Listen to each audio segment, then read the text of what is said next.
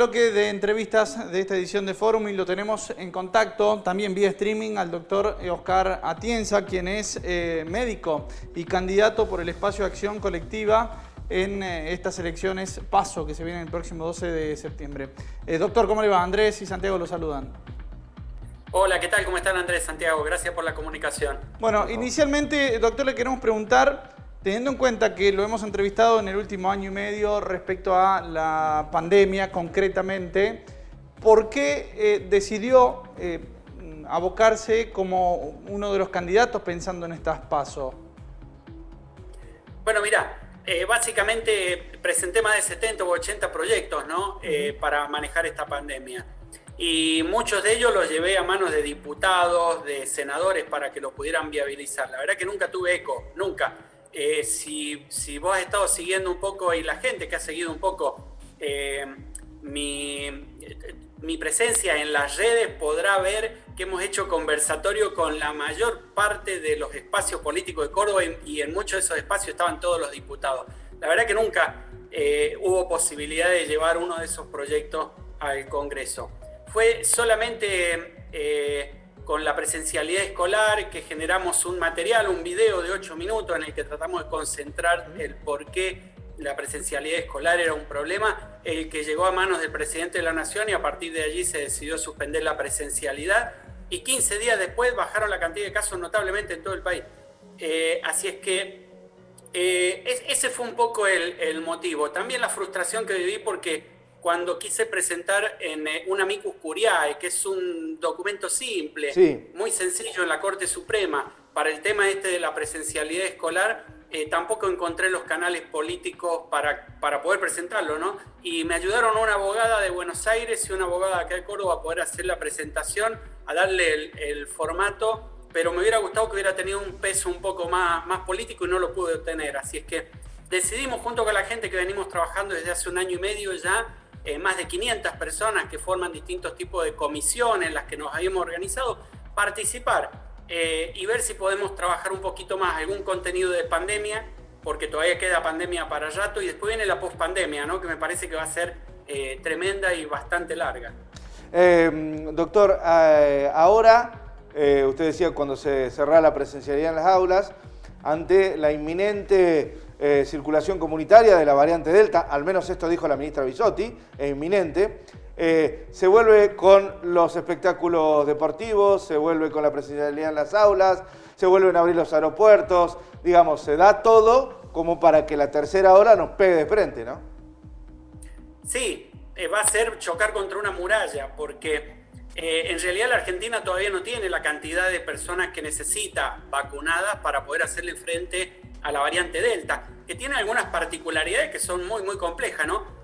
Por cada partícula viral que tenía la variante original, hay 1100 partículas virales de la variante Delta, es decir, es extremadamente más contagiosa y afecta principalmente a los que no están vacunados y a los menores de 18 años, los niños y adolescentes.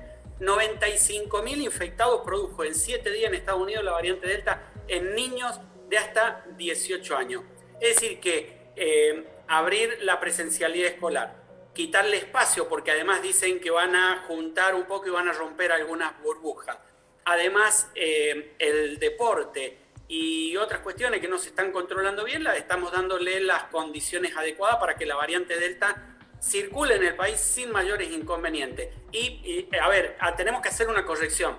Ya hay circulación comunitaria en la Argentina. Es decir, no es inminente, ya la tenemos la circulación comunitaria desde el día de ayer. Doctor, y estas medidas, bueno, que flexibilizan en definitiva diferentes actividades, ¿son basadas en evidencia científica o son estrictamente con fundamento de elecciones? Son electorales, no hay duda de esto, no hay ninguna evidencia científica que diga que abrir las canchas disminuye o evita la cantidad de contagio. Digo, todo lo contrario. Las canchas en el mundo están todas cerradas, salvo excepciones en algunos países que por allí tienen muy controlada la situación. Con el tema de las aulas también está súper demostrado. En la Argentina vivimos meses de terror hace 2 meses atrás. Todas las salas pediátricas de todos los hospitales pediátricos de la Argentina estuvieron saturados. Es decir, ya sabemos lo que hay una cosa que tenemos clara en este virus, ¿no? Que vos movilizás mucha gente y generás muchos contagios. Es decir, que si movilizás bailes, movilizás gente en el deporte, en las canchas, ¿qué va a pasar? Van a aumentar los cantidad de casos. No hace falta a esta altura de la pandemia conocer mucho. Así que es netamente electoralista la medida, no hay mucha duda de eso.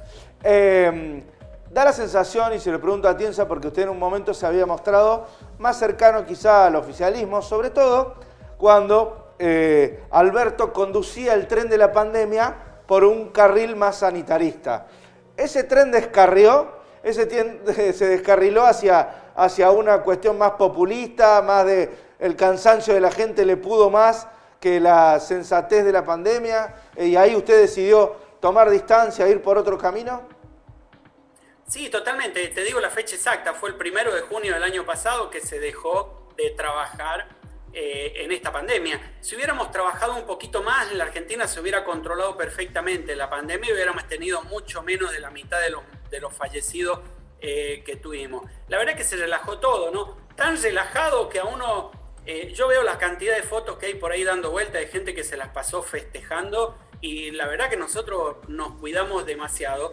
Y ahora entiendo por qué yo nunca me infecté y hay gente que nunca se infectó, porque nos cuidamos, salvo los trabajadores que tuvieron que salir a la calle, que fueron esenciales y poner el pecho y terminaron todos infectados. Digo, me parece que desde el gobierno y desde el año pasado, ¿no? Que más o menos coinciden esas fotos que estuvimos viendo con el relajamiento que hubo.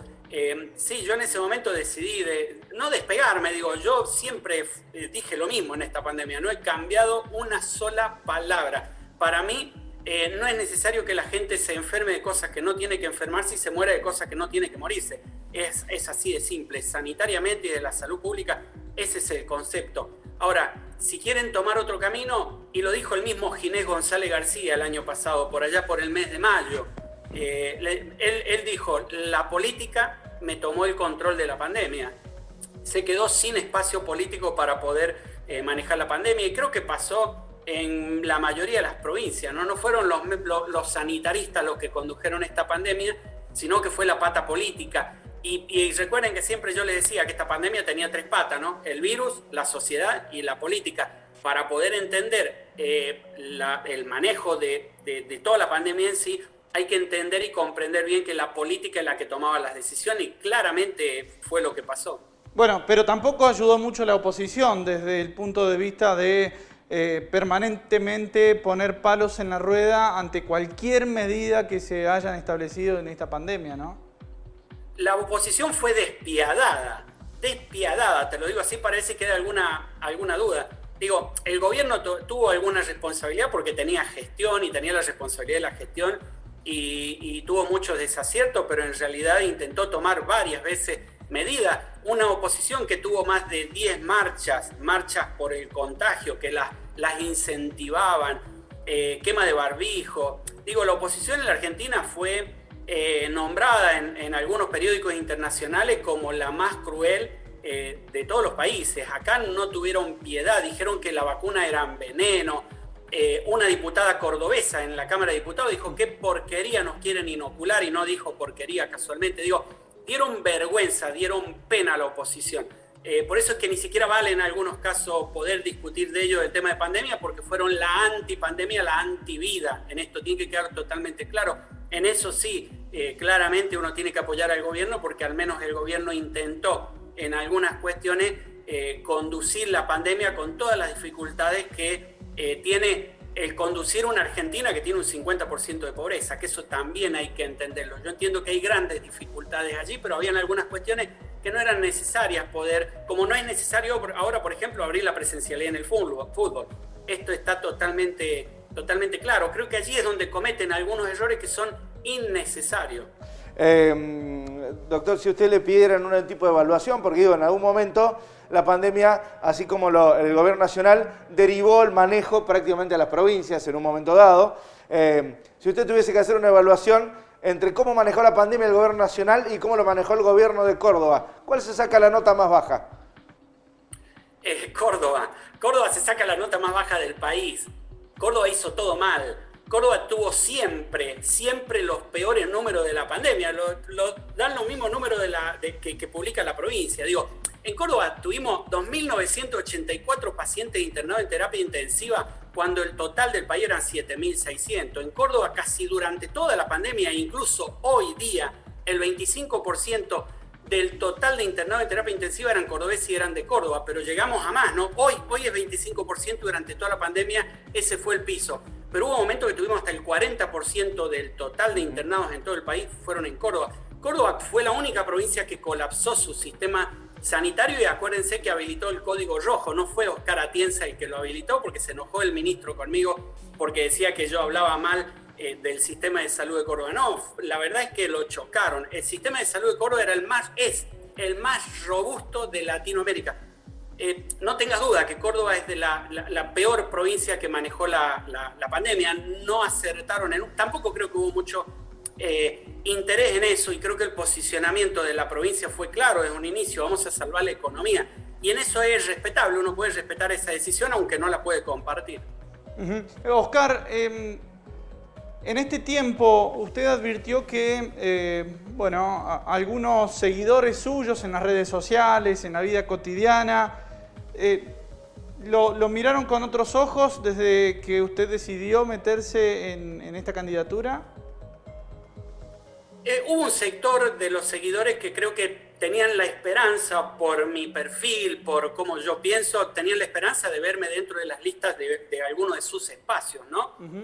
Yo tengo seguidores de todos los espacios políticos. Vas a ver gente que me sigue, que es del PRO, de la UCR, del kirchnerismo, de Hacemos por Córdoba, y creo que algunos de esos espacios soñaban con verme dentro de su lista, y cuando no me vieron allí se enojaron muchísimo. Pero ya han vuelto, la mayoría ya han vuelto, volvemos a charlar, lo nuestro es otra cosa, lo nuestro es salud. No queremos caer en la grieta sanitaria, la salud pública es para todos, ¿no? Así es que sí, efectivamente hubieron algunos que se enojaron, pero ya están de regreso, así que fue un tema pasajero. Doctor, la última de mi parte, ¿qué encontró en el espacio de acción colectiva, en el Libre del Sur, en gente como Betiana Cabrera Fasolis, para decidir ir por este camino? Bueno, en realidad teníamos, desde un principio lo que habíamos pensado era armar un espacio, una alianza, ¿no? En la que participaban 5 partidos políticos teníamos. No era solamente Libre del Sur. Había más espacio, incluso había una parte del socialismo que todavía está con nosotros, y el partido Igualar, que es de Carmela Moró, de un sector del radicalismo de Buenos Aires, que también está con nosotros, pero no tiene personería acá en Córdoba. Pero habían 4 partidos más, aparte de Libre del Sur, que iban a participar en esta alianza. Y bueno, 2 o 3 horas antes del cierre fueron convencidos por otros sectores. Yo no tengo ese poder de convencimiento, no tenemos nada que podamos ofrecer más que una buena esperanza electoral y militar y trabajar bien. Y bueno, quedó la gente de Libre del Sur, gente espectacular, que yo las conozco ya desde hace tiempo porque en la universidad también hemos trabajado en conjunto varias veces en varias alianzas. Y bueno, hemos encontrado allí profesionales de primera, ¿no? Así es que, pero es un poquito más amplio que eso. Hay gremios del sector docente, por ejemplo, el candidato en tercer lugar es Marcelo Cordero, el secretario general del gremio de la UTN a nivel nacional.